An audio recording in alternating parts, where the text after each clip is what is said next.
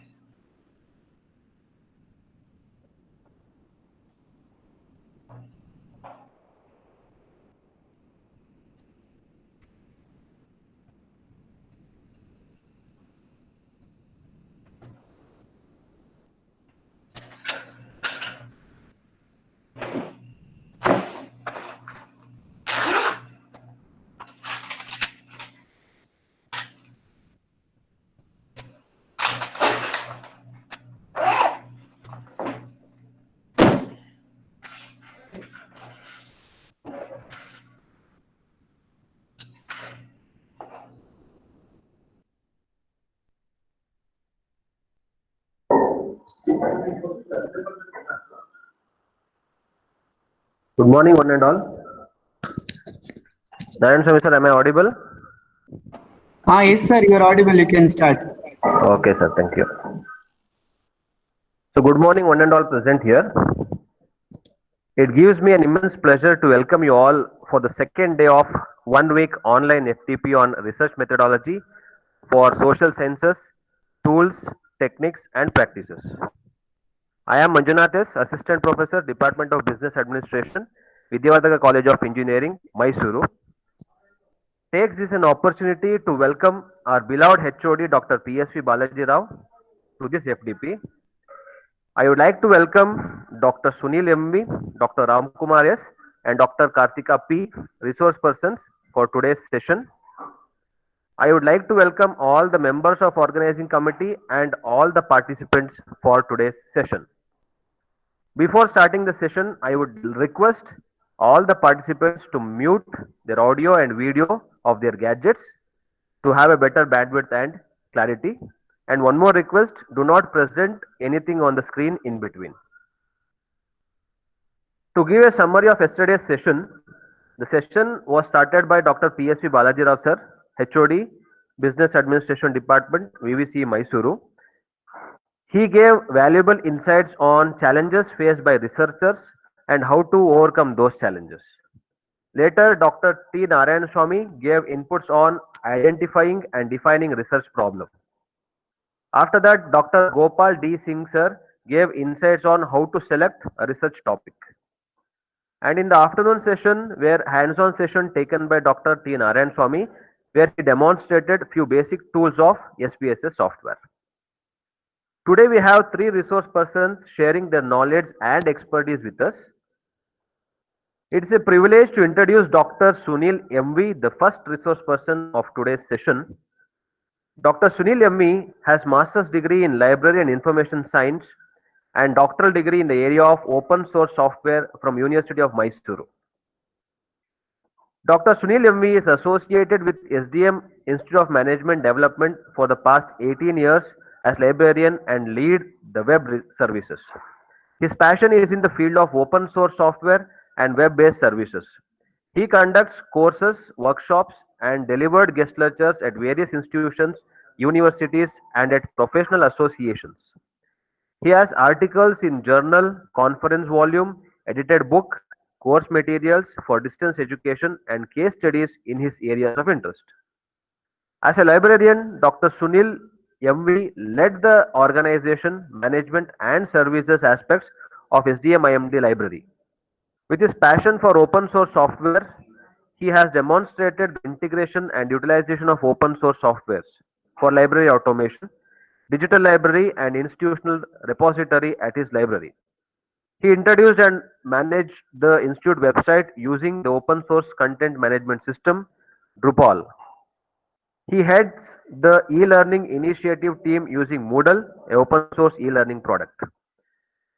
He championed the planning, devising, and functioning of digital library with integrated approach, the first of its kind in Mysore. He has got Best Paper Award at ManLibNet 2005 National Convention organized by Indian Institute of Management, Kozhikode, IIM Kozhikode. He has got All India Kelpro Best Research Paper Award in 2011. He has got Best Paper Award at National Conference on Management of Modern Libraries organized by Kasturba Medical College, Manipal University. He has got sponsorship from American Library Association for the web course of Fundamentals of Collection Assessment conducted by Association for Library Collections and Technical Services. He is a life member of rendered services at various positions in reputed associations like Mysore Librarians and Information Scientists Association, Mysore University Information and Library Science Alumni Network, Department of Library and Information Sciences, University of Mysuru, Kala, Karnataka State Library Association, Management Library Network, and Society of Information Science, New Delhi. In today's session, he will be giving insights on e-resources for literature review. We are honored to have you here today for this FDP, sir. Now I request Dr. Sunil Yammi to take over the session, sir. Sir, over to you, sir. Thank you, Dr. Manjunath, for the detailed introduction about to the participants. Friends, I thank Vidyavardhaka Engineering College, Department of MBA for the invitation extended, and I sincerely thank the efforts of the entire team for bringing the research scholars and the research enthusiasts on the common platform so that we can interact with each other and learn something which can add value to the existing knowledge and make the research field more better. I congratulate the entire team of MBA department of Vidyavardhaka Engineering College, Mysuru, for the initiative and the efforts they have taken. Thank you for the invitation too. Thank you. And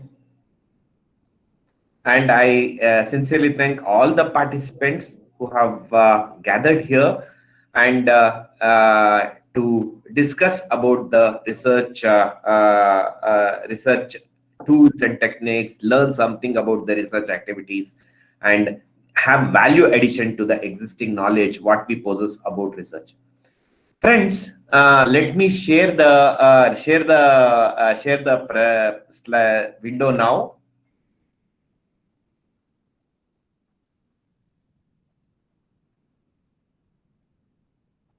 Okay. Hope the window is visible. Yes, sir. Yes, sir. It is visible, sir. Visible. Sir. Okay, right.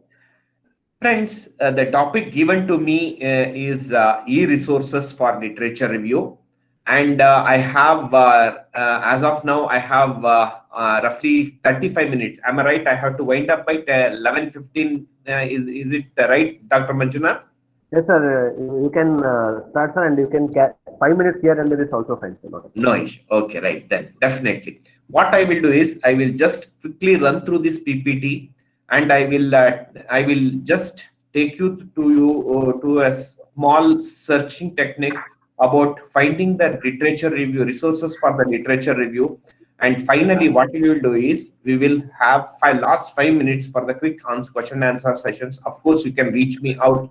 My email ID is visible there on the screen. Okay, sunilmv@sdmimdac.in. You can reach out to me at any time. Whatever is possible from my end, definitely I will share it with you for the benefit of your research. Okay, friends. The main agenda of this quick 15 minutes session PPT is let us understand what is information resource from the angle of literature review. Okay, and in the next 15 minutes we'll be running through the searching strategies in Google Scholar. Okay, and finally what we will do is we will discuss about how to organize the literatures which we collected from the further literature review. Friends, I will not get into the literature review per se because it will be another session where we deal with the six different types of literature review which we generally discuss, and each of these 6 types of literature review have way of approaching in a different way. So I will not touch upon that particular thing because the other person, I think another resource person, will be touching upon the literature review per se alone. So what I will do is I will just get into the topic of e-resources for literature review. Friends, as you are aware, the print books or the e-resources are the core documents on which we generally depend upon for the literature review. For the literature review is nothing but the storytelling of the contemporary situation of a particular topic.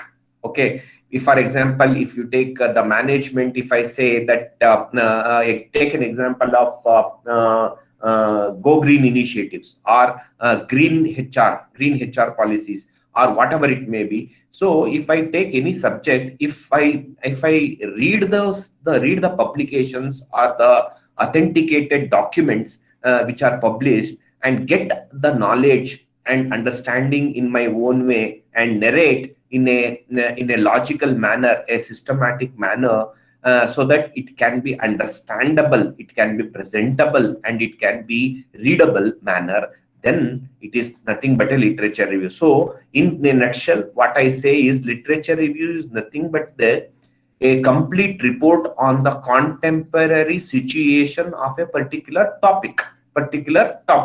This is with this basic understanding, let us move further. So what is authentic and what is unauthenticated resources? Friends, as a researchers, generally we have to depend or report the authenticated informations in our literature review.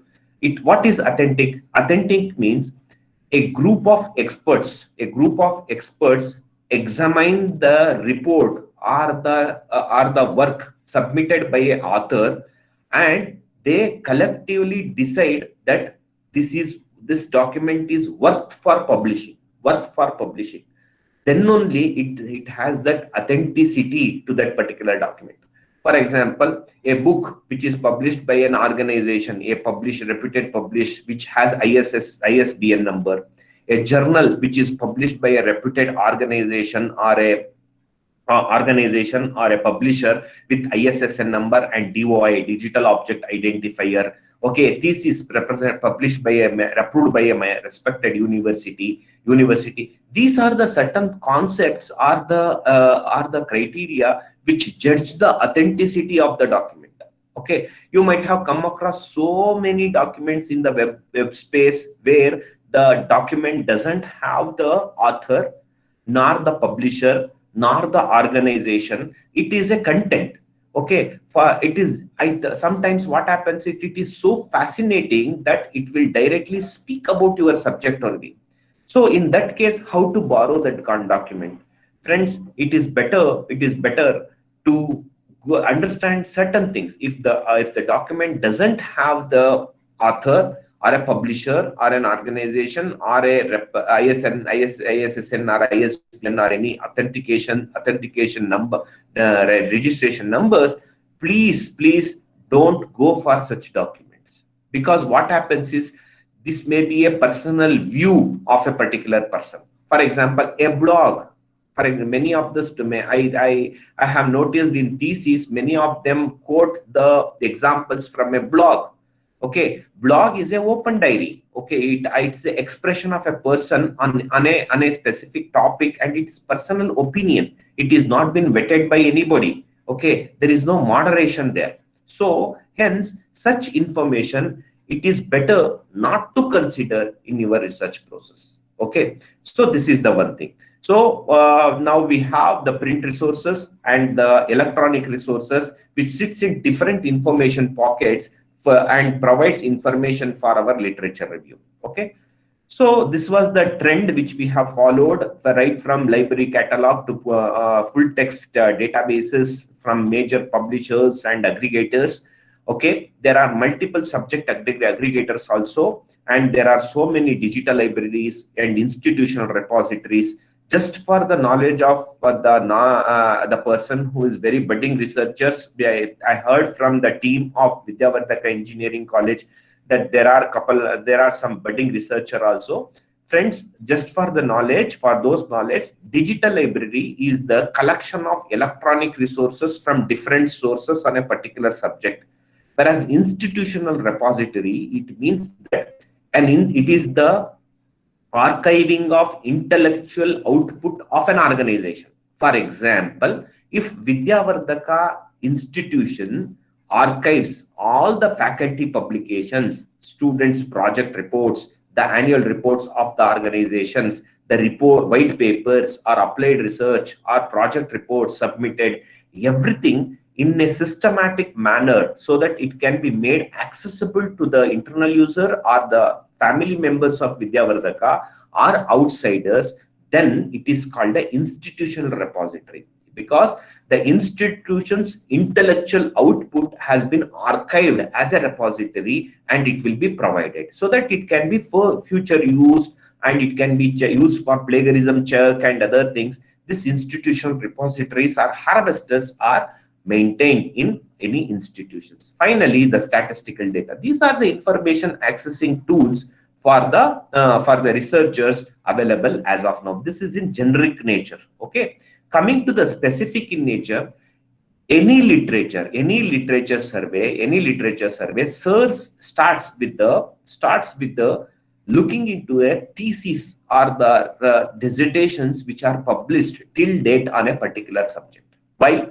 Because to understand or get a holistic view about a particular topic, what we generally do, we start our search from the thesis database.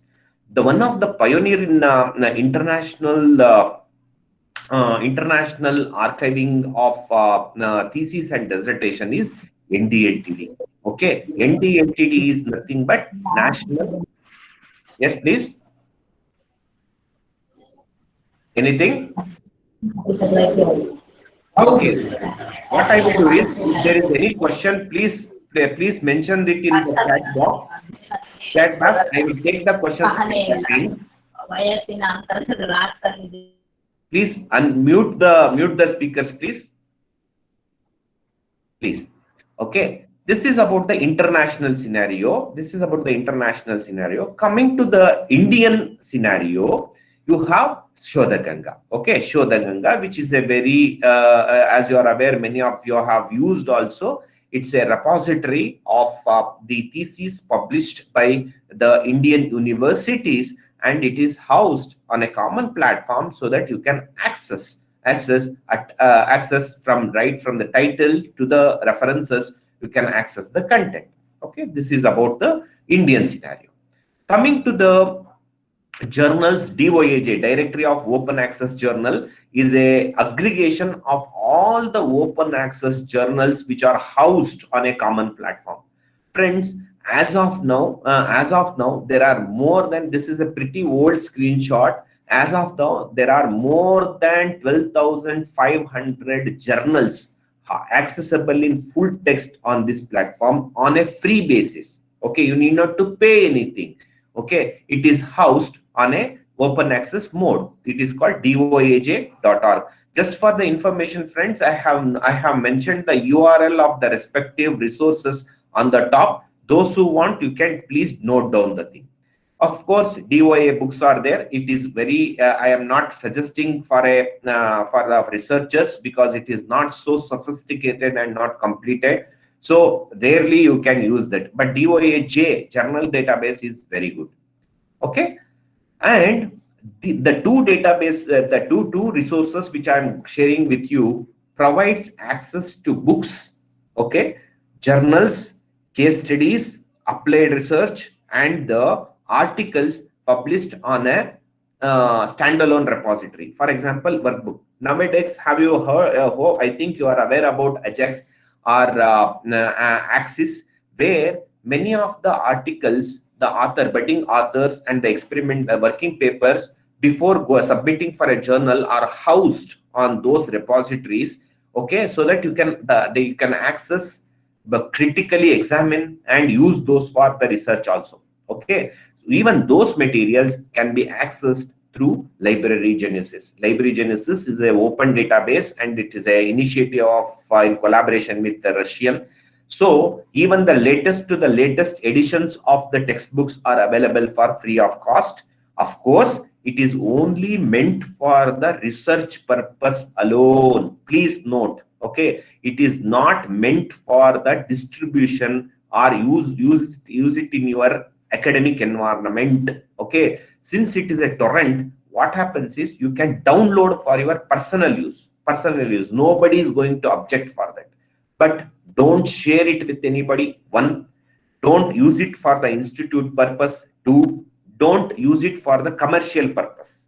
Okay, if you think like, okay, chalo, the latest editions of the textbooks are available, download it, let me share it to the n number of persons. No, that is highly unethical. It means that you are not practicing the etiquettes of a researcher, true researcher. Please don't do that. However, for your personal use, there is no hindrance. Please download and use. This is the one database which I use regularly. And the second one which I regularly use is b-ok.asia, okay, which gives majority of the Asian contents stored on this particular website. This is another database, a torrent database, which I regularly use for my personal research. Okay. Coming to the, I heard that some of the faculty members from engineering background are also available. Okay, for them, techextra.ac.uk is a gateway to access the rich resources, like in the similar manner. Okay, for the technical resources. Okay, and for the social science researchers, SSRN, paper.ssrn.com is a core database where you can download the papers pertaining to this one. There are more than, I think, 8 lakh or 9 lakh papers are available, updated daily. Okay, and it is available free of cost.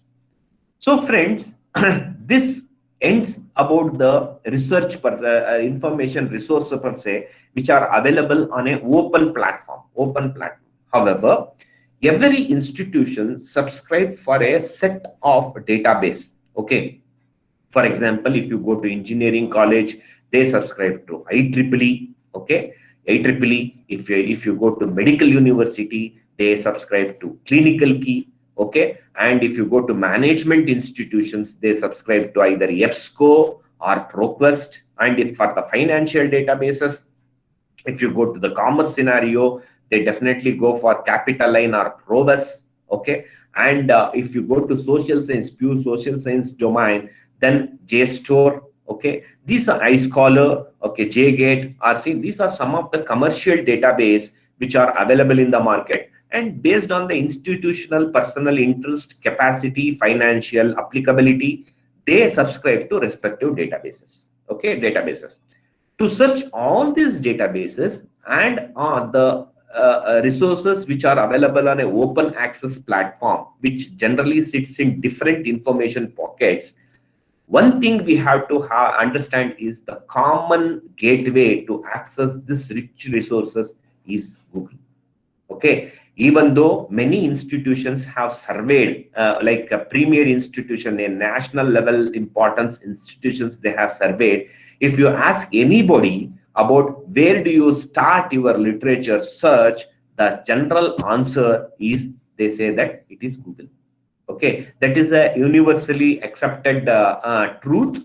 Of course, because keeping that in mind, what we have done is, in this particular session, I will just introduce around 10 tips, only 10 tips about how we can search Google Scholar for our literature review.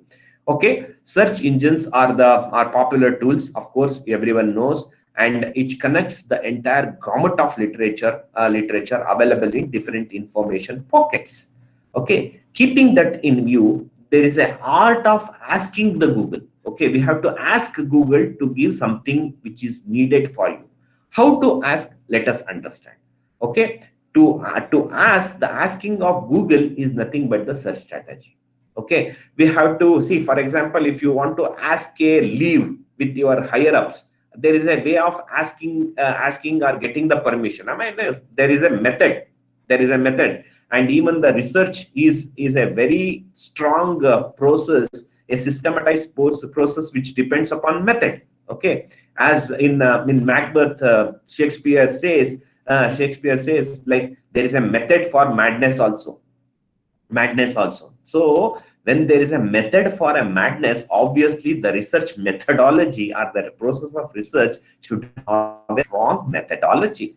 Okay, and even the literature review has a strong methodology about asking Mr. Google. Okay, how to ask the Google is nothing but the search strategy. Okay, it's nothing but the search strategy. A search strategy is a structured organization of terms used to search a particular database. Okay, whether it may be a subscribed database or a search engine or anything, the 10 strategies which I'm going to introduce in the next 15 minutes will definitely help you to search the database at your end. Okay, so friends, why Google Scholar and why not general Google? So when I started my session in the beginning only, I have introduced you about the authentic content and unauthentic content. Okay, Google, when it started, it has only google.com. Okay, there it used to pull down all the information available, whether it may be authentic or unauthentic, PDF, Excel, whatever it may be. Everything used to be pulled into a particular common platform. Okay, later on, with the demand of the academic fraternities, they created Scholar version of Google. It's called Google Scholar. What is Google Scholar? Google Scholar is nothing but the archiving or the retrieving process of only the authentic content for the research. Okay, so my humble submission is, please use Google Scholar for your literature review, or it may be for search your research or journal article or a conference article. Also, please use Google Scholar. Never ever use Google General, because Google General is meant for the layman purpose. Layman purpose. For example, you want to know about the capital of something, okay, of a particular country, or you want to know about how to convert the meter into feet. Okay, so something like that, which is very generic in nature, just to get some bit of information on something like for a layman purpose, the Google is absolutely fine. But when you are using the platform for the research purpose, then the Google Scholar is the recommended one. Please use Google Scholar. So here ends my presentation, friends. Of course, I humbly request all the research scholars, the budding researchers, to learn certain technological tools for research. Okay, Google, like in searching strategies, you should be aware about Google Scholar, DOAJ, NDLTD, Shodhaganga, bibliographic building tool, which is a core for doing a literature or literature review, and very important in the research per se. You should know at least one tool from the reference management tool or bibliographic building tool, either Zotero, which I strongly recommend. Mendeley, definitely, it's a very fantastic one. EndNote, I think it's EndNote is a commercial one. Microsoft has some certain citation or reference management facility, but it is very minimal, and it doesn't have any support. So I strongly recommend to use Zotero or Mendeley for your research. Questionnaire design, please use certain tools. Report writing, language check, plagiarism check, these are certain technological tools. As a researcher in the current day scenario, you should be aware, so that it becomes easy to make the process or search the process or make the research process further forward. So this is what I had, friends, for the as an introductory for my session as a PPT. Okay, what I will do is I will directly take you to Google Scholar. Okay, Google Scholar. There, what we will do is we will try to understand how to do a literature search, how to ask Google Scholar for our literature search. Okay, shall we proceed, Mr. Manjunath? Yes, sir. Yes, sir. You can proceed, sir. Okay, right.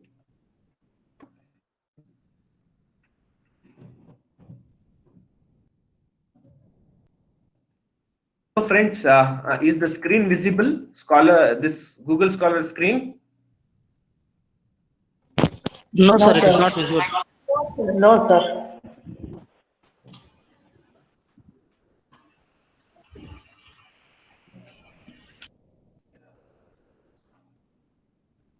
Is this visible?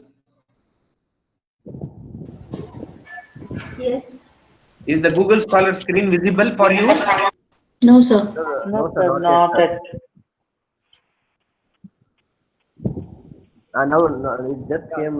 Now this came. Now it's okay, no? Yes, sir. Yes, sir. Yes, sir. Okay, okay. So, friends, what I will do is I will just do a basic search about the Google Scholar in the Google Scholar, and I will take the process forward. Okay. Let me have a topic for this. What I will do is I will I will take the example of steel bridges. Okay. Or anything you want to suggest, please?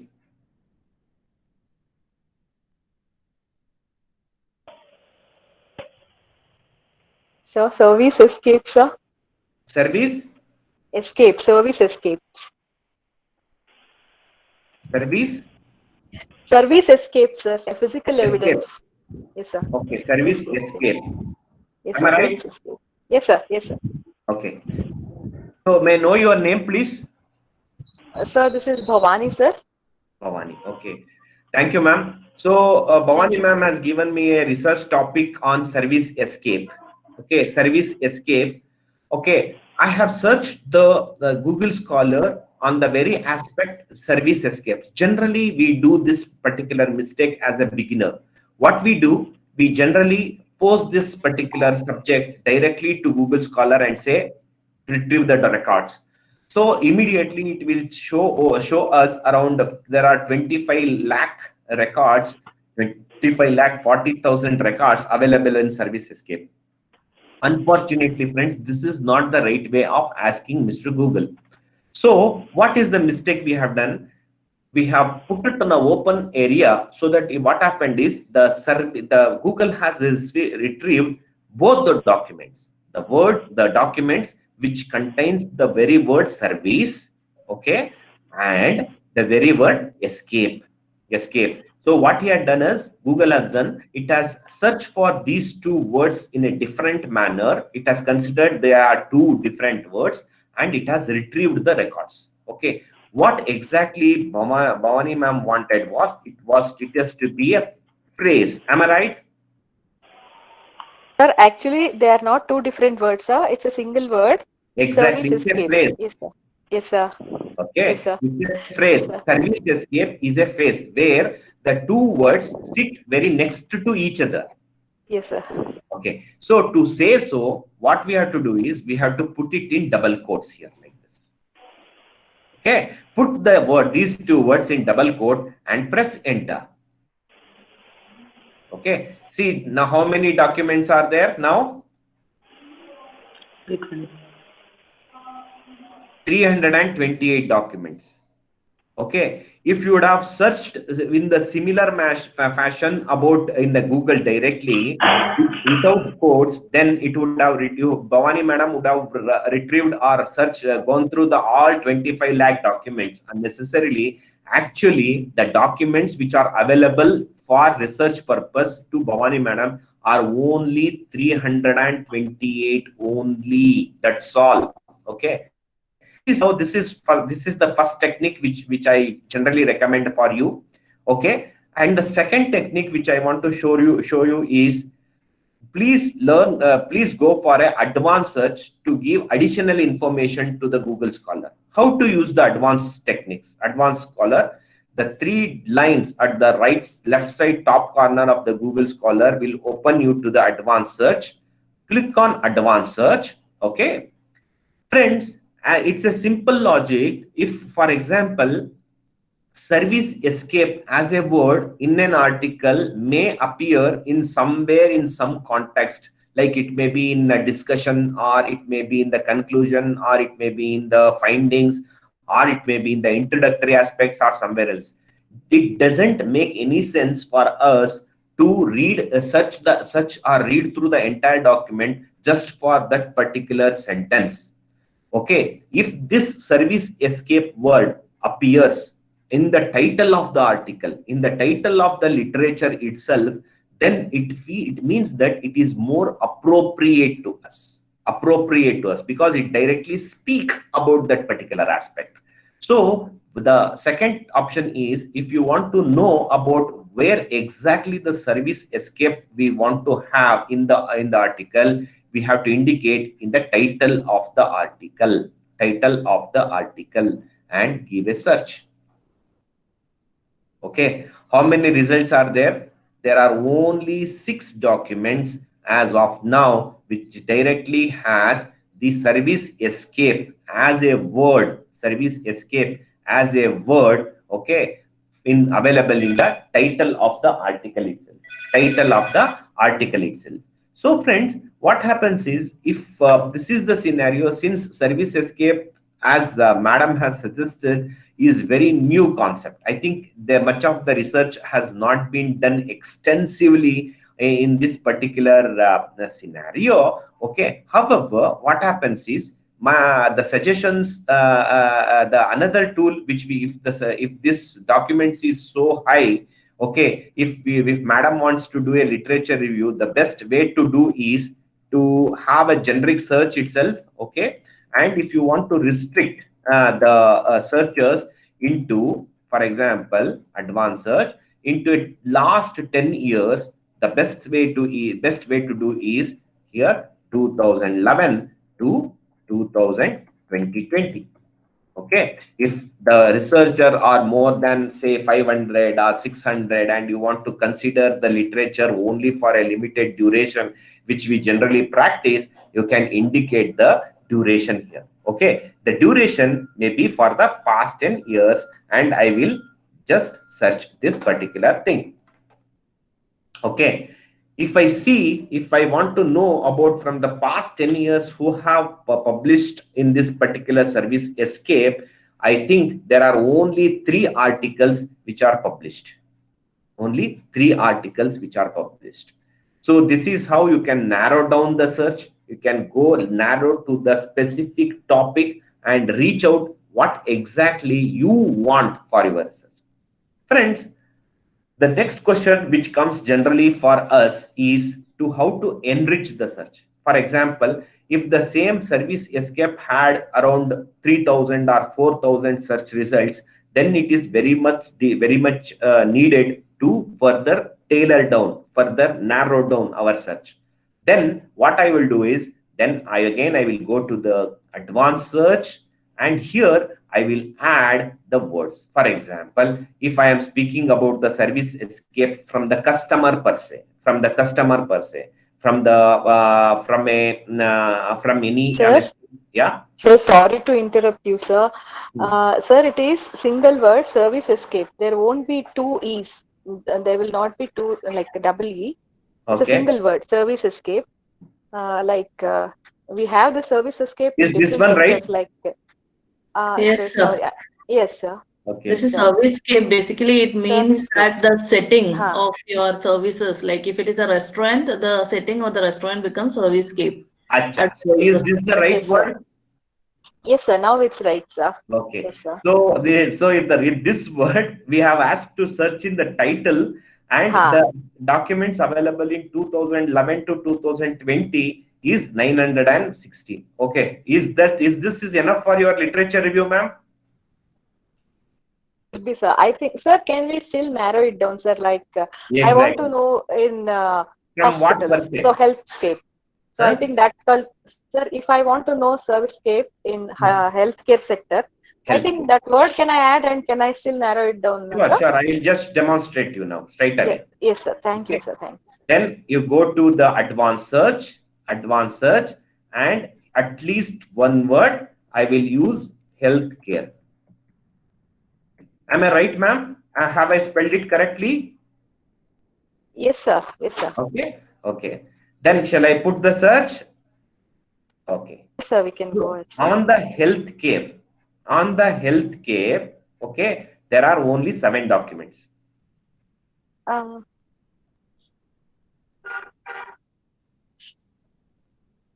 Is this search are very much narrowed down to your search? I mean, required for your this thing? Sir, healthcare, it is definitely applicable, sir. We can give hospitals or to a particular sector we can narrow it down. So it's health or care, it has come. Yeah. In healthcare, yes, sir. So what you can do is either you can do I can write it as hospitals. hospital. That is also possible. Yes, sir. Okay. Shall we place the search? Yeah, please, sir. Yeah. See here again.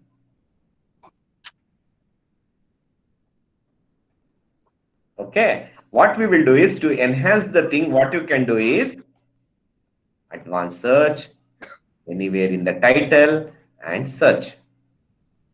Okay. See now.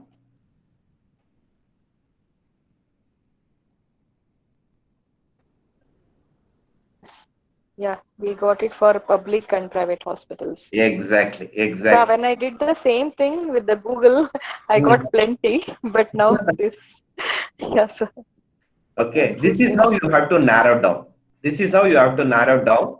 Okay, further, what you can do is you can restrict because if for your literature review, what you can do is you can restrict the numbers instead of because it's a social. As you're aware that even the technology and social science, the research activities are very much abundant. Okay, so hence, what my suggestion is, you can restrict to 2015 onwards, 15 onwards. Okay, so that what happens is you can restrict further, narrow down to the recent publications, and you can select the appropriate one. Okay. Yes, Okay. sir. Yes, So sir. now Thank you, I sir. will add another filter here. I will further add the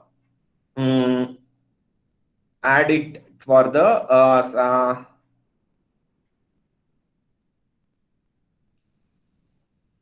Indian context. Okay, I will put India and I will search. See here, there are 778 results alone. Got it? Yes, sir. Yeah. So this is how you have to narrow down the search. Narrow down the search. So friends, what we have learned till now, it is about the phrase search. Okay, how we can combine both the words. Okay, earlier we used service and escape. We have combined both.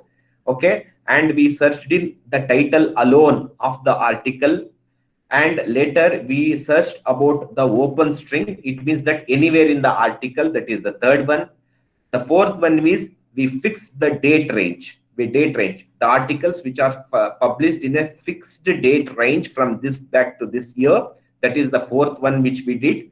And the fifth one is, if Bhavani madam wants to know about the recent happenings in this field, just click on sort by date. Just click on sort by date.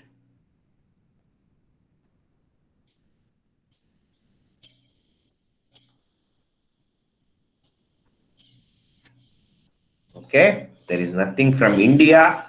Okay, I will search. Okay, I will search on this and I will click on sort by. See, these are the articles which are recently published on service escape from the hospital per se. If you see just 49 days before it has been published. Okay, 163 days before, 190 days before, 264 days. It means that these are the articles which are happening, are recently published in this particular field. Of course, the publication rate in this particular field is very low. If you observe, 49 days after that, no article is there. 163 days, no article is there. And this clearly indicate to the researcher, yes, there is a need for a concrete research to be done in this particular domain. This is an indication. This one also will be an evidence to identify the gap in the research. Okay, this is the fifth one. And if you want to quote, for example, if you want to use the references, for you click on this particular double quotes here. Okay, it will give you the APA style to put the reference here. You need not to type for that. You can just copy and paste it into your work actually. So this is the sixth one. And if you want to know about the core articles, important articles in this particular domain, please look into the citation pattern. Okay, how many times this particular article has been cited. If you observe, this particular article is been cited for 9,301 times for the articles which are published on service escape. So in the same way, you can go through the cited articles. I request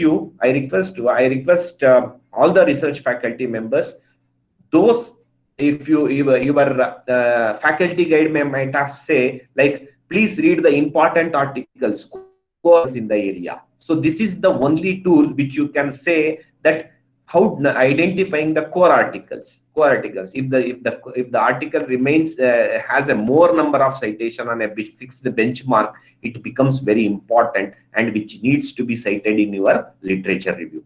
So friends, I think I should not take much of the time of the next speaker. I will end here by introducing these tools for your identifying the e-resources for literature review. Okay, please experiment this. Of course, Google, as you are aware, Google is free. You can search anytime. Nobody is going to restrict you. So many features are right around in this advanced techniques. Okay, I request you to experiment around, run around on the Google Scholar, and if you have any doubt, please feel free to contact us. We will try to give information as much as we can share it with you. With this word, with this experiment hands-on session, I will stop the presentation, and I would like to take any 1 or 2 questions, because I don't want to borrow time from the next speaker. 1 or 2 questions, and I will end the session. Thank you very much, sir, for valuable insights on information accessing tools and even tips on how to search in Google and Google Scholar. It was very useful. Now, there are a couple of questions which was posed by the participants. One is, can Wiki be used as literature review? Wikipedia, can it be used as literature review? Definitely, because earlier till 2013, Wikipedia was available on an open platform. It means that anybody can put any information onto Wikipedia and say that this is the right one. But later on, Wiki brought in a moderator where if you put anything into Wiki, there will be an expert who check for that correctness of that particular document, and then it will go for the approval and it will be published. So after 2013, even the Supreme Court has accepted that Wikipedia is a known source. Okay, definitely you can cite the Wikipedia in your literature review. Definitely you can. Okay, sir. Thank you, sir. And second question is from Bhavani Madam. Is Google Form a good tool to collect data collection? Is Google Form a good tool? Can it be used as a good tool for collection of data? Why not? Definitely. See, one thing is you can, if you have if it provides the necessary information for your research, definitely Google Form is a very good tool. I have used Google Form for a couple of surveys conducted for my research article in journal. Definitely it provides. Of course, nowadays I am using PDF Escape as a tool. Because what happens is it comes in a PDF mail. Participant has an option to open the PDF file, put all the details, and it will come in I can export into Excel format also, and data will be intact. With that. So that is, nowadays I am using PDF Escape. Thank you very much, sir. Thank you very much for your valuable time, for your valuable inputs, and from the department of VVC and the team, I thank wholeheartedly for your wonderful session. Thank you very much, sir. Thank you very much. Thank you. Namaste. So, and we will go to the next session and next resource person. Our next resource person for the session is Dr. Ramkumar S. Dr. Ramkumar S is a faculty in the area of organizational behavior and HR analytics. He commenced his career as a full-time research fellow under UGC MRP after having an immersion from pharma industry, New Delhi. He is an FDPM alumnus of IIM Ahmedabad and consequently having a decade of experience in research and teaching. Served in various institutions across southern part of India. He earned his MBA in first class with distinction from Anna University and PhD from Bharatiyar University. He has developed a canonical model out of his doctoral thesis and published papers in the area of organizational culture and learning. To his credit, he has implemented the democratic classroom management practices in line with the Paulo Freire's theory of education and published papers out of it. At present, he is undertaking a study on measuring HR architecture using HR scorecard for strategic decisions through the research wing of Firebird.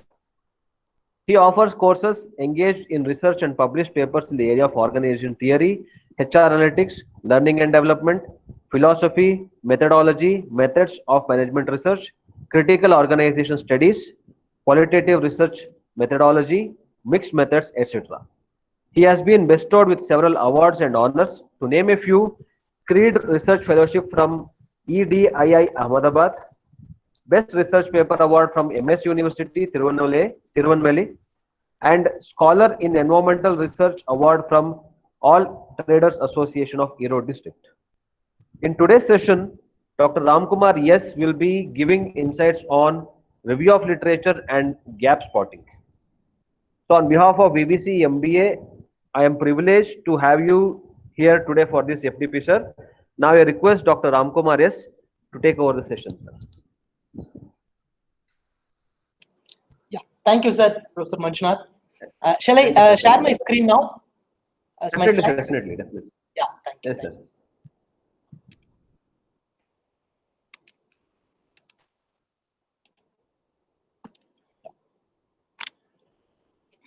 Okay, yeah. Before that, Manjunath, gave all of us a lot of information about me, but except one, which is very essential for this context.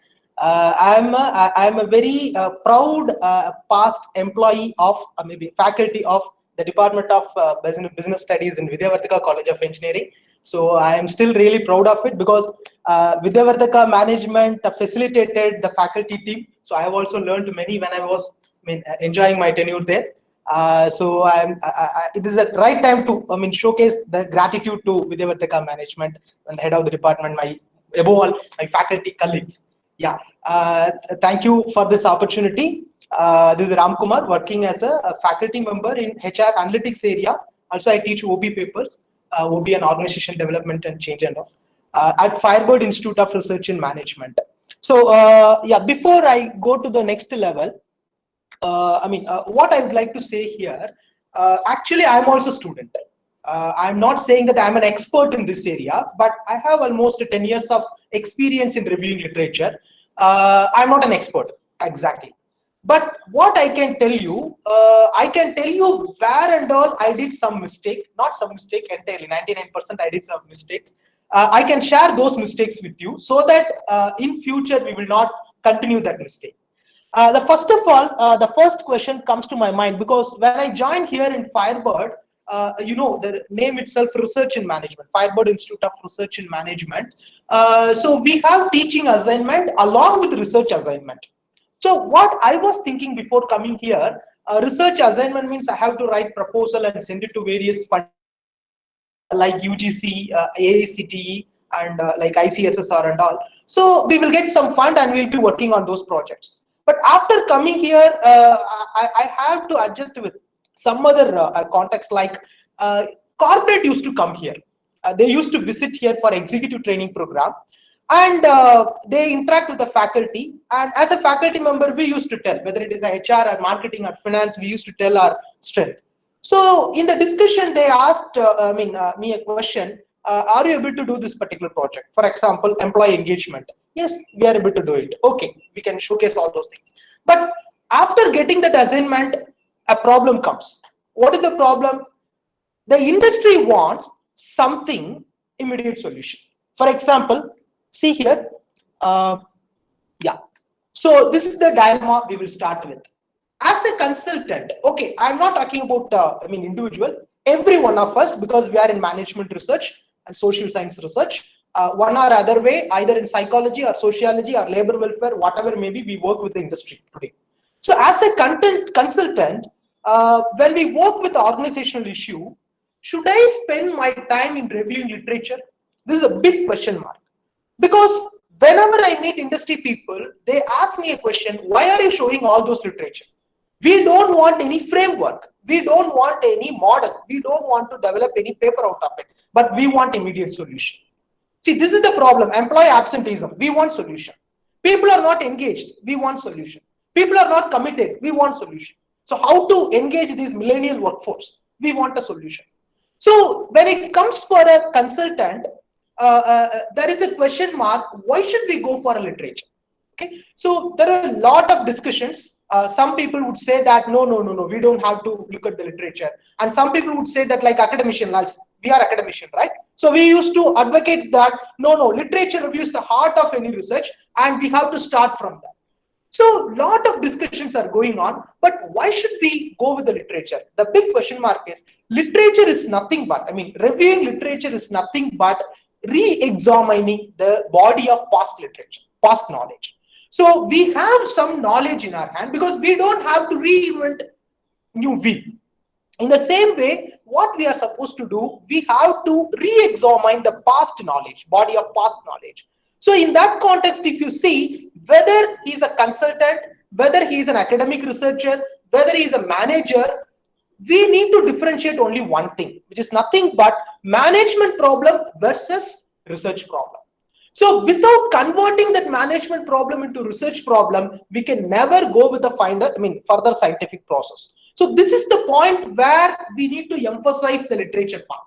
For example, if I have a managerial problem, my employees are not motivated. Okay, so this is the managerial problem. So how can I motivate my employees? Either monetary benefit or non-monetary benefit, or otherwise should I go with the understanding their intrinsic value system or extrinsic value system posted by the organization?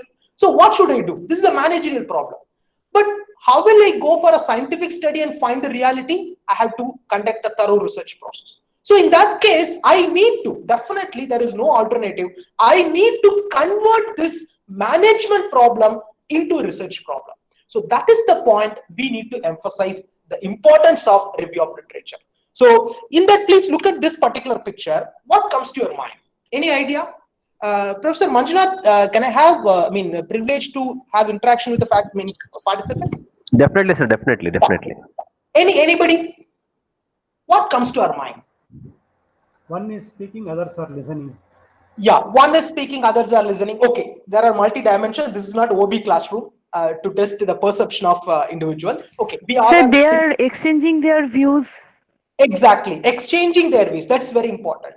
So when I was, undertaking a training program, our professor, I am Ahmedabad, Professor Monipalli Manikutty. Of course, there are a lot of conversation, lot of definition given by Western authors, Indian authors, South Asian authors. There are a lot of things. And there are a lot of confusion. But Professor Monipalli gave us only one sentence. This is what? Joining the conversation. So after that session, everybody could understand what is the review of literature. So this is the meaning I want to go with.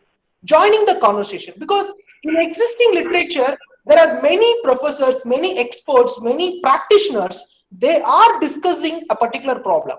So now our view is, because when I say that I have to review literature, whether my professor give me an assignment or I give assignment to my students, the problem comes, what is literature? What is review of literature? How should I do it? So we will give some framework to them. Okay, this is the Excel sheet. You have to pick these items. You please fill these Excel cells. Then you will be able to get a framework. And another framework is you thoroughly read one particular journal article. You spend 1 hour or 2 hours, even one day you complete that article, come back, you present it in front of students, then you will be able to understand the different parts of an article.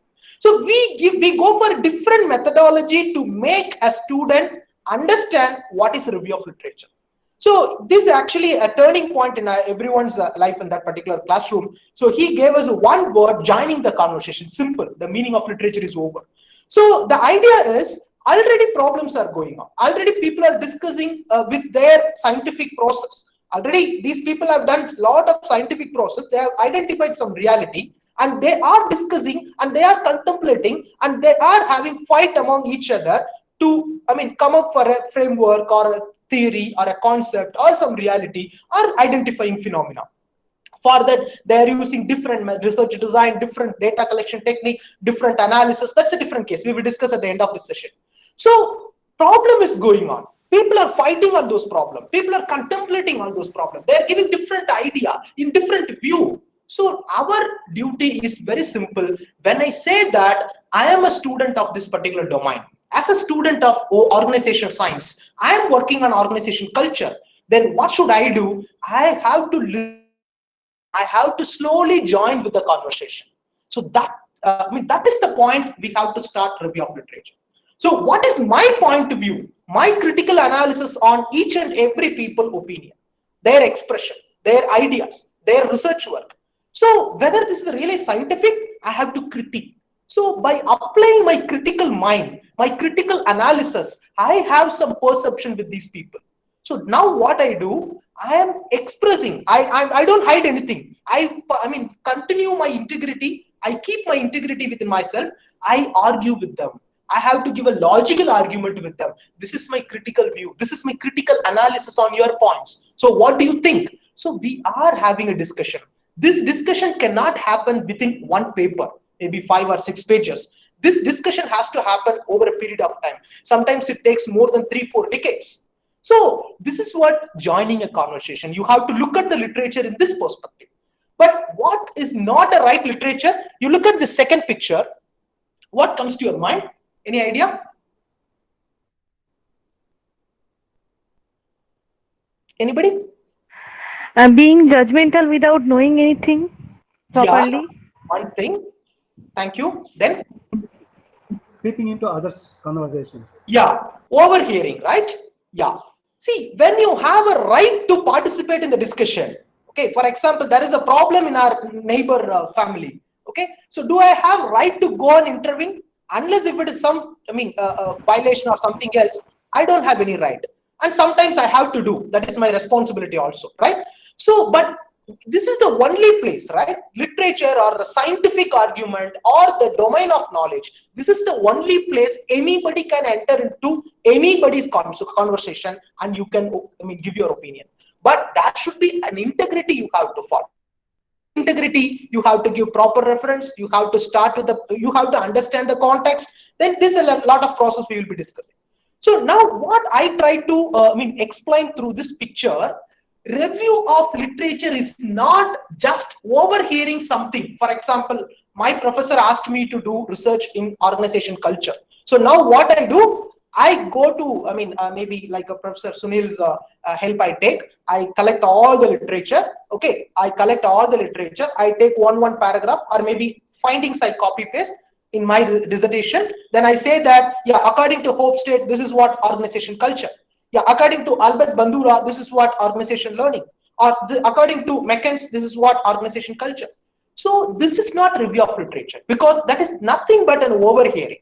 Okay, so we are not supposed to do it. But when will it be a literature? When I participate, when I actively participate in the conversation. So when can I actively participate in the conversation? I should know the ground rules. I should know the context. For example, if there is a problem in nearby family, okay, I don't go and participate. But there is a problem in my sister's house or my brother's house, then definitely I will go and pitch in. Why? Because I know the ground rules. I know what is happening. I know their psychology. I can easily understand their perception. What is the problem going on? Because this is not a one-day problem. There is a problem for a long term, right? Since they got married. So now what I try to say here, in the same way, when you join a conversation of a particular domain, for example, employee motivation or employee engagement, you should know the ground rules, where it is starting. Okay, starting from the old literature, the original authors till date. So when you don't have idea about this historical evolution of a concept, you don't have a right to join with the conversation. So that's the idea I wanted to say.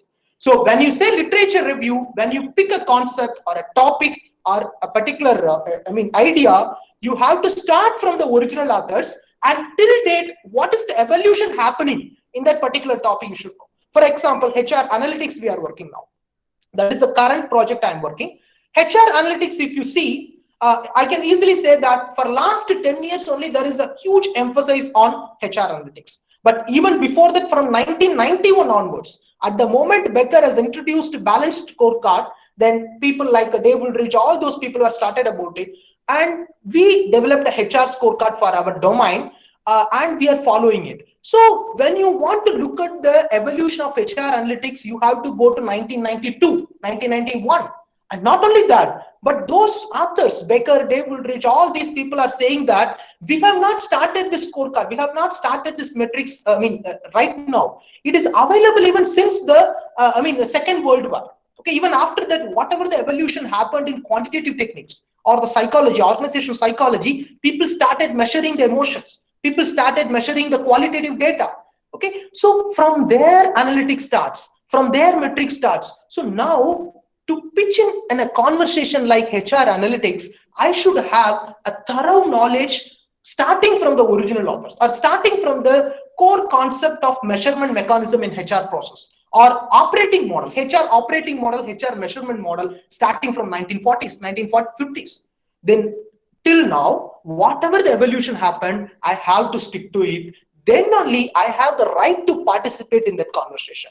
Now I can say that, okay, providing all the infrastructure, IT infrastructure we have, technology we have, we now artificial intelligence, machine learning, everything is available for us for free of cost.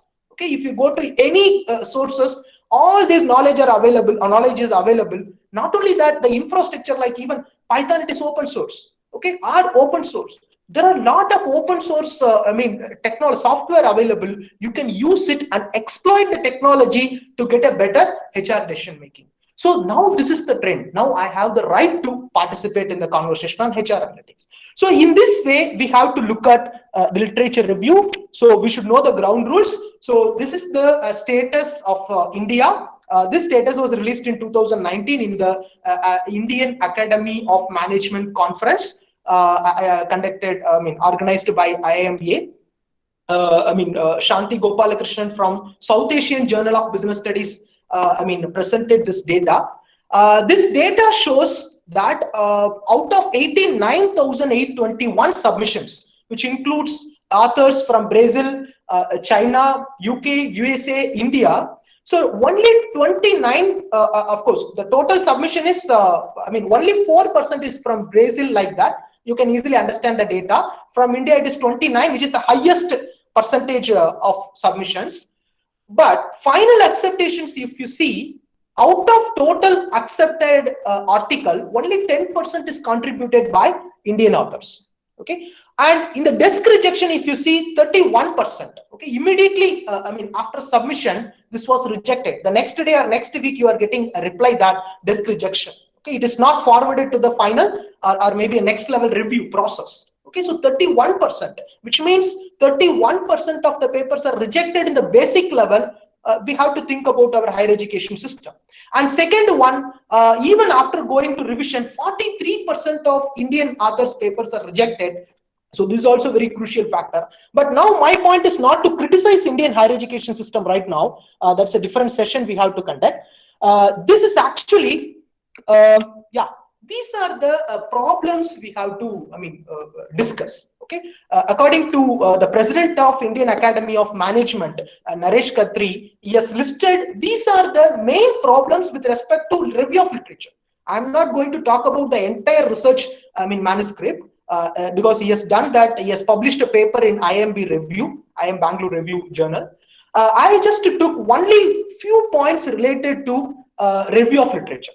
So here, if you see, the main problem why Indian authors are not able to publish in a reputed journal, okay, the main problem is lack of proper theoretical grounding. Why? Because there is no theoretical grounding. We don't focus on theory. Okay, for example, if I have to publish a paper, I have to get some points in performance score. That's the main objective for me. My idea is not to join the conversation of existing discussion, literature discussion, and not to contribute for the existing theory. So this creates a lot of problem in industry, academic publication industry. Indian authors are not able to publish it. So the first problem is we have to understand that theoretical grounding. What is theoretical grounding? Okay, I have a couple of slides especially for this theoretical grounding. We will discuss next. Then manuscript does not show a good grasp of the related literature. Sorry for the disturbance, Ramkumar sir. Yeah, please, sir. Your slide is not visible. Okay. Yeah, please click on Ramkumar. Please click on Ramkumar. Okay. Yeah. 1 minute, sir. 1 minute. It is not visible now? No, sir. Yeah, 1 minute, sir. 1 minute. How long, sir, it happens? Because just now, some 20 seconds. Okay. Now it is visible. Okay. Fine. Okay. Yeah. Okay, sir. I think I have at least half an hour, sir. Yes, sir. Okay. Fine. Let me complete as soon as possible. Okay, so theoretical grounding means you have to look at the basic philosophical foundations of research, whether it is a social research or management research. Even sometimes finance people say this. Okay, see, we are working on secondary data. For example, stock market volatility. So why should I concern about ontology, epistemology and all? Okay, I have a secondary data. I'm going to use some econometric, analysis. Then I'm going to come up with the result. Then why should I, bother about this ontology, epistemology and methodology? But this is not the case. So this is where we fail to, contribute for the existing theory of knowledge. So this is one problem why we are not able to publish. Then second one, with respect to the literature, manuscript does not show a good grasp of related literature. We simply collect whatever comes to our, based on the availability. For example, nowadays I'm sure that whatever the book you want, what we used to do, we used to go to the library. We used to discuss with the librarian or our professors. So they will suggest some of the books and we will search for those books. Okay, for example, HR Scorecard, okay, by Becker, David Rich. So I need that book, so I am searching for that book. I will go to some of the shops or libraries somewhere. But now the culture is totally changed among the millennial kids. So what is happening? They go to Amazon and they click books. In that they, for example, HR Analytics, they, type. And whatever the books available in HR Analytics, that is the source for them. So now the culture is really changed, or otherwise they will go to Flipkart. Okay, so this should not be the case, because based on the availability, you will get some good books. Fortunately, that's different, but you have to find out the good books through the, formal knowledge derived by your professors or your peer, groups, colleagues and all. Then we have to go with those literature. That is very important. Second, the third one is heavily one or two papers. For example, we used to say this, term base paper. Actually, base paper concept is totally different. But how we are using that concept base paper, if I have 2 or 3 articles, I will go like this. For example, in this article, this particular author has applied factor analysis. And he has, come up with the 3 important factors. So these are the expected RMC value, all those things in structural equation modeling and all. But that is not the case. It is not a concept of base paper. It is very simple. It is for your comfort, you want to publish some article. That's all. Nothing beyond that. So that should not be the case. Most of the time we rely on only 1 or 2 paper, not more than 10 papers most of the time. But in a good review of literature, as I told you, you have to pick based on the significance of the paper. Like the original authors, you cannot miss. At the same time, the recent updates you cannot miss. And the evolution, the milestones of that particular concept, that you cannot miss. So you have to discuss. So that is what the next one. Okay, using 2 old outdated research articles but missing the latest one. That is another problem. Okay, and rather than building arguments, that's very important. We are not building arguments out of our review of literature. What do? We simply list or describe literature in chronological order or stand. For example, this is old concept. Even in my PhD, when I started my PhD in the year 2011, my professor asked me to do this. Chronologically, you have to order the review of literature. This is an old concept. But now the idea is not to order the literature, but we have to go with building arguments. Okay, we are joining with the existing conversation. We are building argument. Then last one, the results are repeated rather than discussing key finds. We are listing out the findings, but not discussing the key findings. So these are the major problems with respect to review of literature, why our paper is not published. Then if you see, to sort out, we have to think about 2 things. One is objective, another one is purpose. The first objective is, most of the time we go with a dilemma, so we omit literature review process. Okay, for example, as a consultant, what do? We look at only problem. Okay, by grounding the problem itself, we are coming up with a lot of data. We apply descriptive or some statistics, diagnostic statistics, and we come up with a report and state that this is what research report. Okay, you can find it from many corporates. Okay, but that is not actual, way of, building knowledge. I am talking about building knowledge. Please be careful. You have to differentiate these 2 words. One is generating knowledge, building knowledge. That is actually comes out of the university. Okay, academic perspective. So for that, review of literature is very important. And second one is application of knowledge. For that, you may omit or you may have some adjustment here and there with the review of literature. But we are talking about generation because we are doing research, okay, scientific process. So there you cannot miss out this review of literature. So in this dilemma, obviously you have to convert this management problem into research problem. There review of literature is important. Then another one, as I told, rank many of the institute. My institute forced me to go with the publication. So that should not happen anymore. Okay, we have to do research. If we are okay, we will submit. If it is okay for the publisher, he will publish it, or otherwise we will publish our own paper. Nothing wrong in it. Okay, so we should not go with rank mania, which is not practical in this. This NBA accreditation, all these contexts and all. So coming to the purpose, Chris Hart, he has given a 6 points purpose of review of literature. You see here, this is actually again old concept. Old concept means these are the mandatory points should be available in your review of literature section.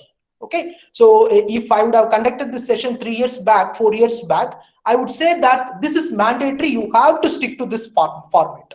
But now lot of developments happening in the review of literature, because in review of literature now, if you see, even the computer science people are contributing much. Of course, professor knows that better. My previous session, resource person.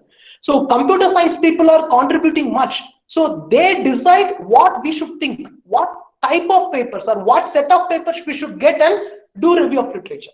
So in this particular, evolution, we have to think in a different framework. So first one is distinguishing what has happened, okay, what has done from what needs to be done. That difference you have to identify through your critical review of literature and find out knowledge and record it.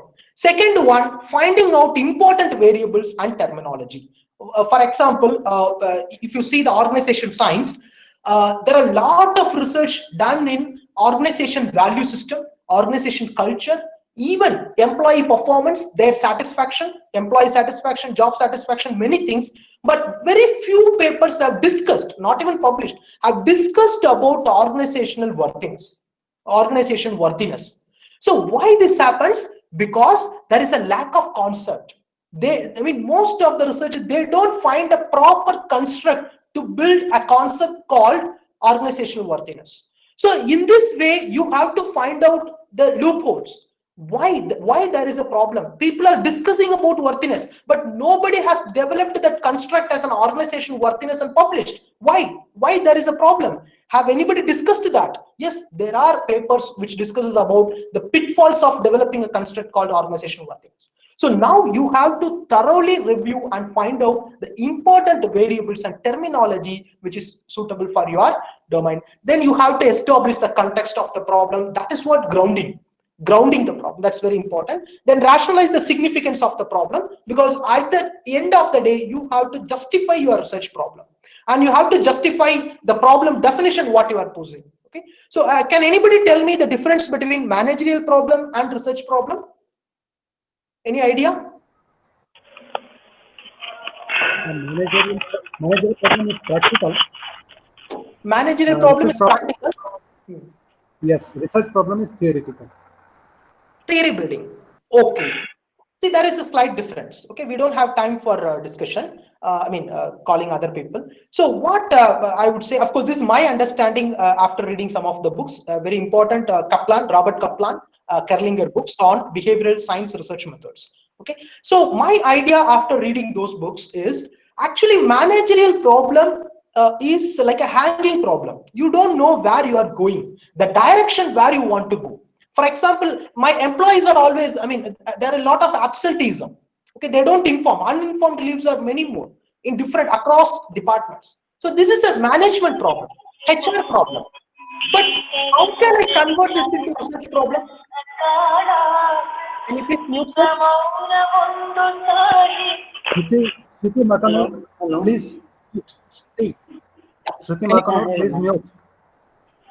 Okay, fine. Hello, Shruti Makanor, please mute your audio and video. Please. Okay, thank you. Yeah. ತಗೋಬೇಕಲ್ಲ like ನೀನು ಇದು ಯಾವಾಗಿದೆ exam was sir. Time ಇದೆ ಅಲ್ಲ ಇನ್ನು. Shruti, please mute. Shruti Makanor. Okay, fine. ಹೌದಾ, first year ಅಲ್ಲ ನೀನು? ಈಗ second ಇಯರಾ? Shruti, it's And a Cabinal nuisance is in to talk in the Bhatia. middle. Shruti Makanur. She's not aware. She's not aware, sorry. Yeah. Nanu Cabinal is in Barama.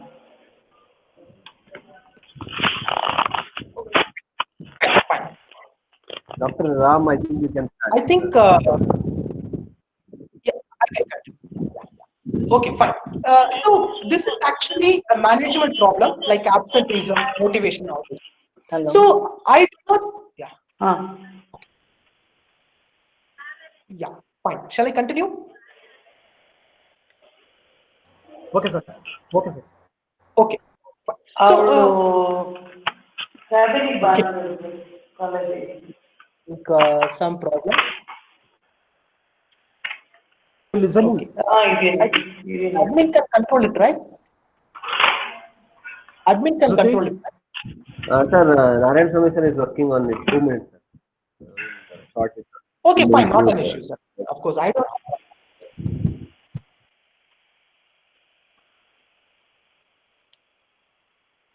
Okay, fine. Let me check.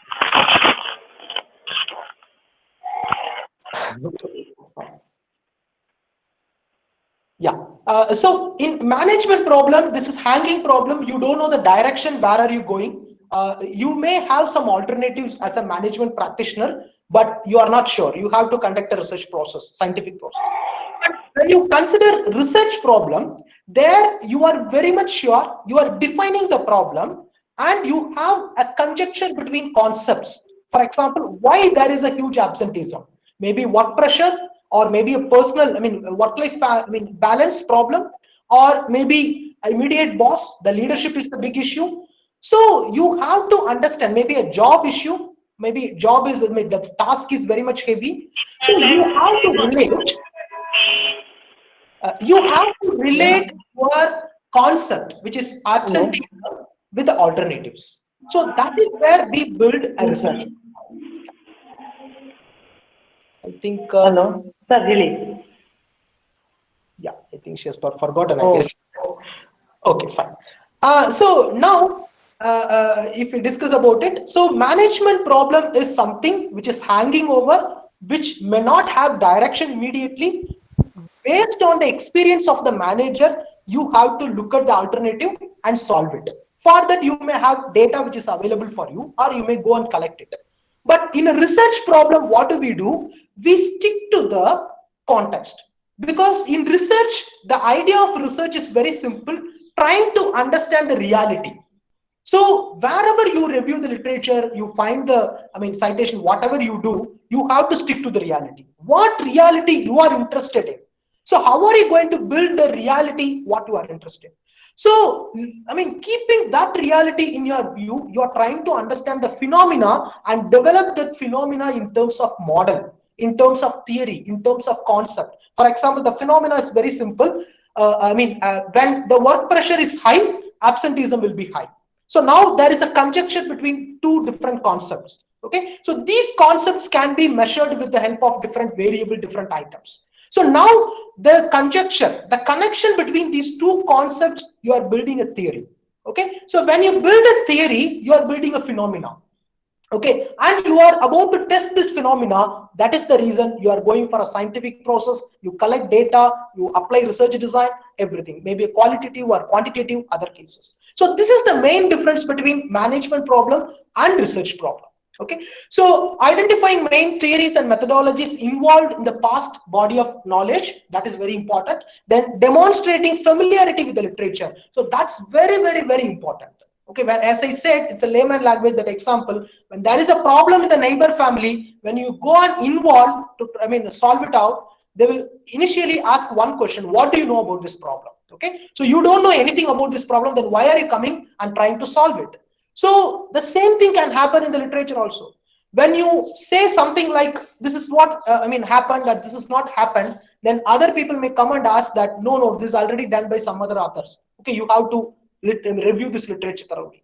So this discussion should happen. So you have to demonstrate, you have to establish your expertise in that particular domain. That is the main purpose of reviewing literature and showcasing it as one particular section in your dissertation. This is old model again.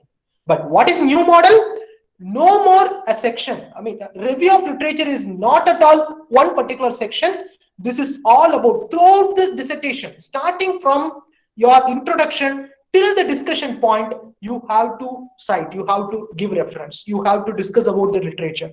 Okay, so this is the modern. If you see any article, especially for this AJMR, okay, Academy of Management Journal, AMG and all, if you see that, you cannot find a particular section called literature review, because throughout the paper literature is required. Okay, that is very important thing. So the second important thing, theoretical contribution, if this should be available when you review your literature. The first one, you have to ask a question: what is new in my research? Okay, what is new in my research? When I review all the literature, I am establishing a framework, what has happened, but what is new I'm going to do? What is my contribution to the existing theory? Am I going to accept it? Am I going to critique? Am I going to modify? Am I going to establish a new theory? So that form the focus of your research study. Okay, because without reviewing proper literature, you cannot go to this stage. Okay, so what is new? You are extending or modifying existing theories. So for that, you need to have ontology, epistemology, methodological framework. I think that itself will take one day to complete. I don't want to go into that. Yeah. So if you see for the first point, this framework will help you. Actually, this particular framework, a context emic model for assessing theoretical contribution, developed by Chinese management research. So if you see here, yeah, 1 minute. Yeah, there are some disturbance of this. Yeah, International Association of Chinese Management Research. Yeah. So if you see this, look at the first column. You have to tell other. See, when in the desk rejection, why you see a lot of research papers are done on it. Most of the time, when the immediate associate editor, the one who is receiving your paper and seeing, if he is not convinced with the theoretical contribution, he will reject it immediately. What is the theoretical contribution? So it's a very nook and corner. I don't want to discuss technically, but in the broad view, there are 3 important stands you have to take. The first stand you can take, you borrow or adopt existing theory or existing context, existing phenomena you are trying to test, you are trying to apply. And so what do you do? For example, Albert Bandura learning. Okay, so in that learning, there are important construct like a task performance, experience, and the satisfaction level. So now what do? I am not disturbing that existing theory. So what do? I borrow the theory from Albert Bandura and apply in my research. So that is what borrow context. So you have to clearly explain what are you going to do. Either you are borrowing or modifying. What is that modifying? See, Albert Bandura model is fine, perfectly fine in Western countries. But for my industry, okay, for Mysuru small and medium enterprises, what do? I am not going to apply the same Albert Bandura model. I have to do some alter. What is that? I am not going to disturb the construct of Albert Bandura. What is that? Task performance, I will keep it. But under task performance, in Western context, Albert Bandura measured task performance with the help of 5 important variables. Okay, maybe a target achievement, achievement motivation, achievement orientation, and the quality of the work. There are different performance task performance variable. But what I am going to do, I cannot adopt all the 5 variables under task performance in MSME sector of Mysuru. I am going to change slightly. Okay, because I cannot have a very important factor called achievement motivation, because most of the time in MSMEs, people are not interested in measuring motivation at all.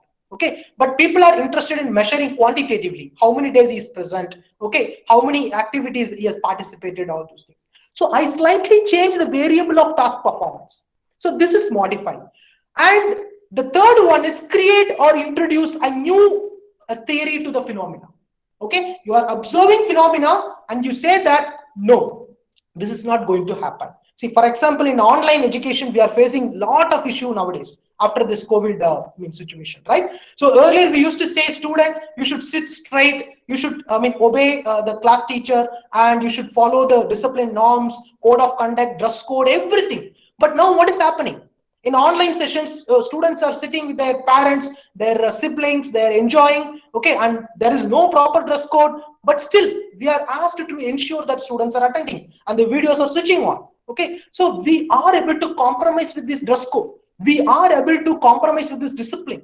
We are able to compromise with those classroom norms nowadays, right? So now we are building a new theory. We are building a new phenomena, because this phenomena, this reality is new to us. So I observe, I collect, I measure, I use some of the variable, construct, concept, develop theory, and I build a new theory. Okay, so this is the third level. So in your paper, in the introduction, in the abstract itself, you have to give a clear indication that I have borrowed a theory, or I have adopted and modified a theory, or I have created a new theory. I have created a new reality and recorded here. So you have to clearly present your paper in such a way that people will be convinced and accept your paper for further review. So this is the first one. First one we have to answer. Then second question is, so what? Okay, I'm going to extend this existing theory, or I'm going to modify existing theory, or I'm going to build a new theory. But so what? What's going to happen? What change will this bring to my organization? Okay, organization science. So that is what, as I said, the paradigm of management education is transformed or shifted to the next level. Okay, so what? What is going to happen? What will be the impact if I find a new reality and report it? So that we need to clearly discuss, because these are the important section reviewer wants. And the third one is, why so? Okay, what is the underlying logic? When I say that in a post-COVID phenomena, students are not serious, students are not disciplined, students are not following any classroom norms, but teacher has to do, then the logic I need to understand. Because the logic is very simple, because we don't have control over their external environment. Okay, we don't have control over their external environment now. Because the external environment, earlier case, we had a control. We put them in the classroom. We asked them to, be on time to the classroom, and many things. We had attendance record, all those things. But now, what can we do? We can do only one thing, which is focusing on their intrinsic value system, intrinsic motivation. So what I need to do, I have to send a lot of study material. I have to induce. I have to motivate my students to read a lot and come to the classroom, online classroom. So now I have control over only the intrinsic motivation of students, but not the extrinsic infrastructure. Okay, so now I have to philosophically argue the underlying logic. Why so? Why I am going to contribute this new theory? And well done, complete with the logical thinking. Okay, so if I have done it, how can I develop it? For example, if I have identified a new phenomena, if my logic is correct, my research question is very much proper, my research problem is defined, then the second question comes, how am I going to execute a scientific process? This scientific process will come into the picture when you have a good research design, a good research methodology you adopt. Then it comes whether you have done it well. The reliability, validity, data validation, and you confirm all the criteria for either quantitative research or qualitative research. If it is quantitative, you say the reliability, validity, okay, all those things, normality, assumptions, everything, whatever the tools you are going to use, statistical tools, you have to, accept everything. You have to confirm everything. But if it is a qualitative, then the quality of the data, okay, and the reliability of the data, whether it is trustable or not, and the way you have done the methodology, okay, whether it is observation, ethnography, focus group discussion. So in all the way, you have to convince the author, convince the reviewer that you have done it well. Then next, why now? Okay, for example, in 2011, I started my thesis with one particular topic, industrial democracy. I think I'm going beyond my time. Okay, sorry. Maybe another 10 minutes I will complete. Yeah, so industrial democracy. But at that time, industrial democracy in 2011 was, of course, even now, it is not celebrated concept. But when Sweeney Webbs and Max Webbs, they started this concept, industrial democracy in 1920, till 1991 in India, okay, till the Narasimha Rao period, everyone knows the context, right? So we opened our Indian market to LPG. Till that point of time, industrial democracy was the concept was celebrated, and even Tata Steel, they came forward and implemented as a first private company in India. Okay, they implemented it. So this was most celebrated. But when I started this research in 2011, I was able to review only the literature till 1991. Very few people, like Piley, very few people have done research in Indian context. So now the problem comes, it is not a contemporary topic at all. Then if industrial democracy is not a contemporary interest, then what is contemporary interest? Okay, if we say that there is no industrial relational problem at all, are the employees happy? For example, in this COVID, there is a lockdown. Are they getting their wage? No, they're not getting. You see, they're starving for food. Okay, you see, comparatively, Parle-G has achieved a tremendous growth in this lockdown period, because for these people, underprivileged people, only left out is biscuits. Okay, with those biscuit packets, they traveled 100 miles, 200 miles together. Okay, so now this is the contemporary interest. Then finally, who cares for it? That's a very important matter. You do research, you collect literature, everything you have control, you have sophistication. But finally, you have to achieve who cares for it. Who cares for it? Which means who is going to get benefit out of your research work. That's very important. So if you can achieve these points through your proper review of literature, then you can easily convince the reviewer and publish your paper. And going to that, of course, these are the different types of review of literature. I think, I'm sure I will not be able to complete all the types, to my satisfaction, because it may require another 1 hour. I don't want to disturb you all. But I can tell you the difference between each and every one. See, the traditional review, narrative review, Professor Manjunath, can I take another 5-10 minutes, or should I complete?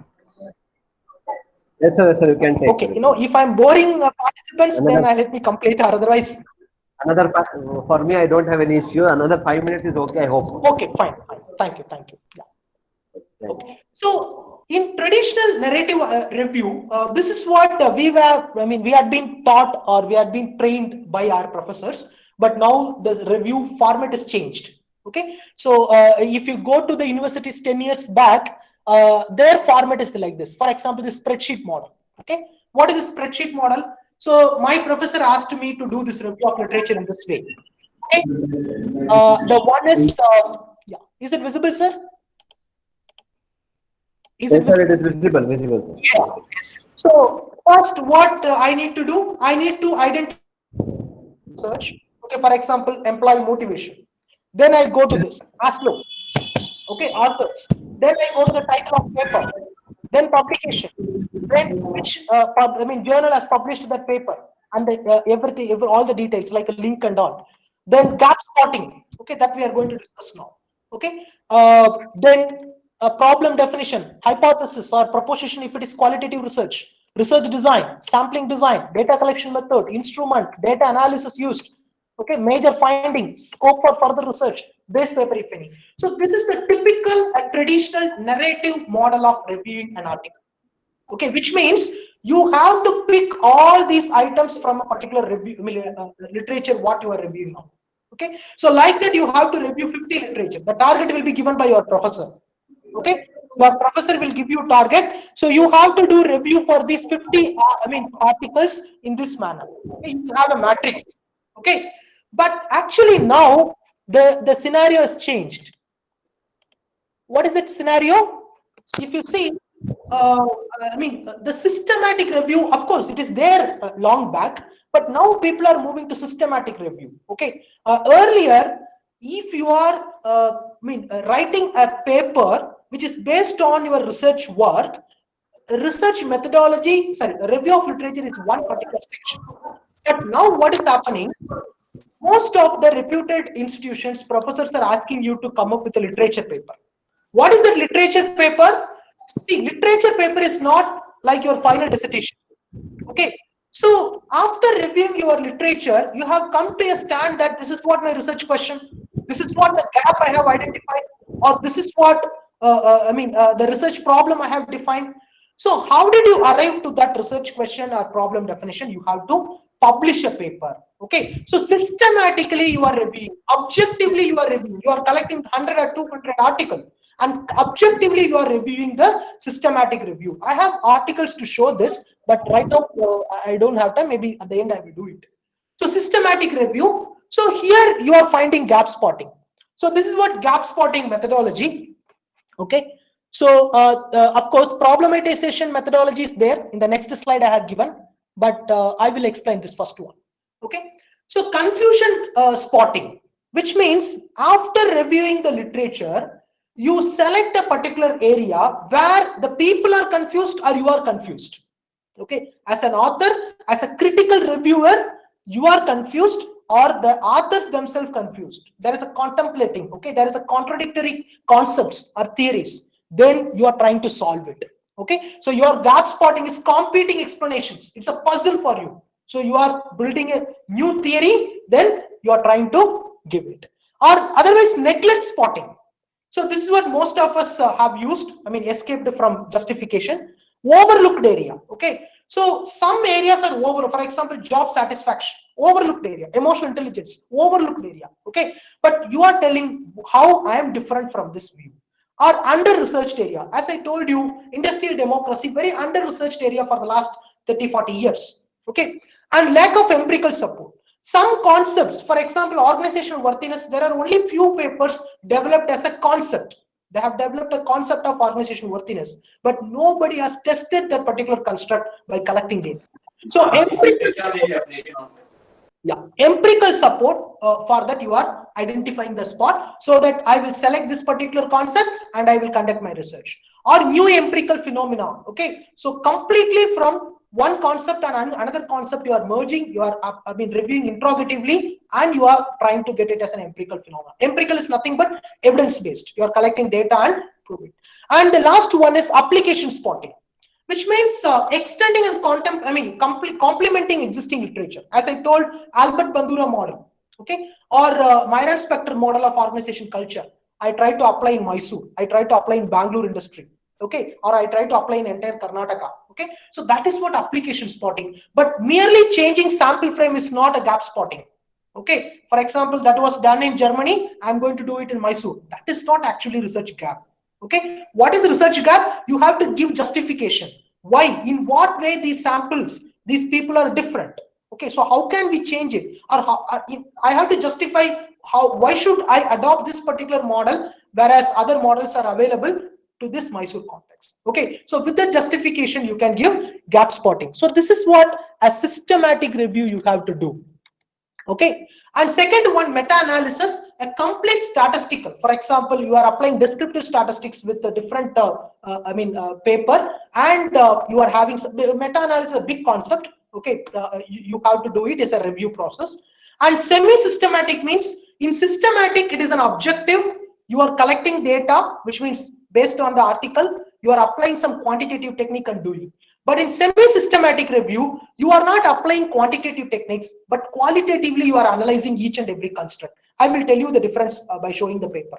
Then interrogative means, as I told you, there are two different concepts. Okay, both are not merged as of now. But what you are trying to do, you are trying to establish a conjecture between these two concepts and establish a new concept. Okay, maybe you can go for empirical study and test it, or you can make it available for the further researchers to test it.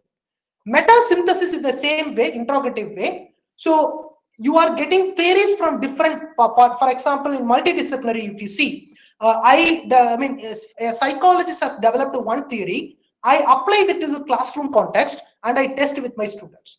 Or a psychologist has developed one particular theory with the mass psychology, but I apply it in my micro mass psychology, for example, my college students. Okay, then critical review, as we have a lot of Dalit studies, or this one feminist studies, Marxian perspective. Okay, there are a lot of critical studies. These are all some examples. Even in organization studies we are using. For example, why not we should have reservation in private sector, or why should we abolish reservation in even public sector? So there are different questions contemplating, right? So then historical review based on the evolution, as I said, HR analytics, starting from 1920s. Okay, they started to measure, like starting from Hawthorne study, okay, Belbin method, Ferro method, then Hofstede culture measurement, then it comes from HR scorecard, everything. So now we are talking about data science and HR decision making. So the evolution perspective we are reviewing. Then finally, methodological review is nothing but methodologically what difference you can make. For example, same concept. What is that same concept? Employee motivation. Okay, so in one particular methodology, a researcher has done it. It will be a quantitative study. He has developed a scale for employee motivation. But what I do now, I apply a qualitative, that to a grounded theory, and through grounded theory, I develop a concept called employee motivation. So methodologically, how I make some difference. Okay, so these are all different review review method types. I will show you finally. Of course, I don't have time, but still, I would like to show it so that I will be happy. So this is I will share this article with Professor Manjunath. Hope he will share with the participant. So this particular article, I should thank Professor Srijesh from Indian Institute of Management, Kozhikode, the person who has shared all this data to me, and the one who taught me the art of review of literature. Okay, yeah, I should thank him. So this editorial speaks about different purpose, process, structure, and all. I have used some of the content for this presentation. And the second one, this literature review as a methodology. See, I request if you have just registered for PhD, because we didn't have this opportunity to do. But I request you, if you just have registered and you are in the course, stage, please do it. Please do this research, literature review as a research methodology. Build a paper, literature paper. Then you fine tune your research question, problem definition. It may take 1 year, but no worry. You finish this paper, then go to the next level, then you go for empirical study. So this paper will discuss different methodology for, of course, yeah, 1 minute. Where should I increase this? Yeah. So this particular paper shows different approaches. Whatever we discussed, elaborately it is there. Even if you, of course, I'm not able to complete everything, but still, you read this article, you will get to know the difference between all these review methods, types. Then this is actually one example how the integrated framework you can develop through review of literature. Actually, social media and entrepreneurship. Okay, so nowadays, after this emergence of social media for the last 10 years, even I can see oftenly housewives, okay, those who are in the maternity period or even post maternity period, so they are not able to go for work, but still they are able to earn. One of my good friend, she has earned 70,000 in a month. Okay, whereas her husband is a bank manager who earned only 55,000. Okay, so she is in post maternity period. So why this particular paper talks about that social media and entrepreneurship. So what is the nutshell? Okay, what is the conjunction between these two concepts? So what made these people who are having the entrepreneurial trait to earn money through social media? Okay, this particular paper discuss all those, and we have one more thing.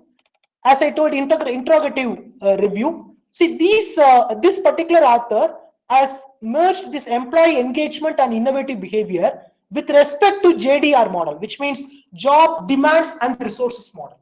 Okay, so this is the way. These three are different contexts, different concept.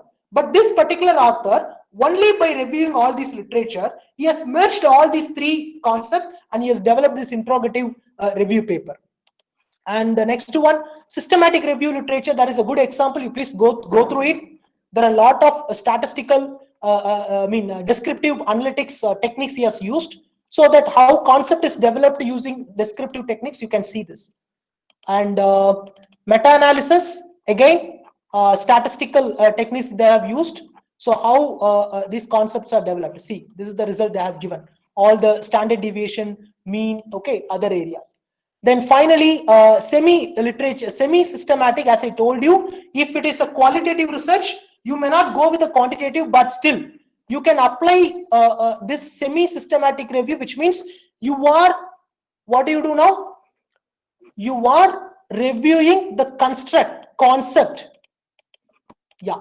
You are reviewing the concept, construct in this way, the core elements, role of the healthcare system, all those things. You please go through this paper. Definitely you will get an idea and insight about, this particular literature review types. I don't know whether I have done justice to your presence. Anyway, I really thank the management, respected HOD sir, the all my lovable colleagues and participants. I really thank you all. Thank you for this opportunity. Yeah. Any doubt? Any clarification?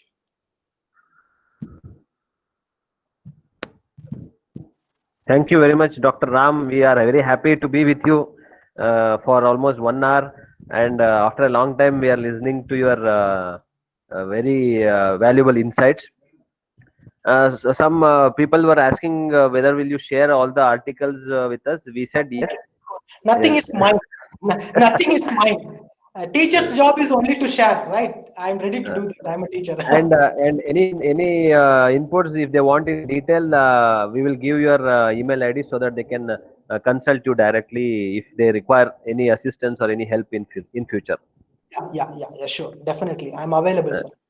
And thank you very much for telling us how joining the conversation instead of review of literature. You said you linked that joining of conversation. It was very good. And how we have to start the research, that is literature review, from the original author till today, what the author has done. It was very informative. So, and on behalf of VVC MBA department, I thank Dr. Ram for giving us a very beautiful session on literature review and how modern literature review is done and what is the use of literature review. Thank you very much, sir. Thank you very much. And we will share Ram Kumar sir's details and the materials which he shares with us. We will definitely share with all the participants. Yeah. Thank you, sir. Thank you. Thank you, sir. And for the participants, there is a feedback link which has been posted in the chat box. You can fill the feedback link, and your feedback is very valuable to us. And we will share the feedback with the resource persons also. Thank you very much, sir. Thank you, Ram sir. Thank you. Participants, we meet at again 3 o'clock in the afternoon for the hands-on session. Thank you Yes, very sir. much. Thank you, Gopal sir. Thank you, Gopal sir. We will meet at 3 o'clock for hands-on session. Thank you very much. Thank you. Thank you.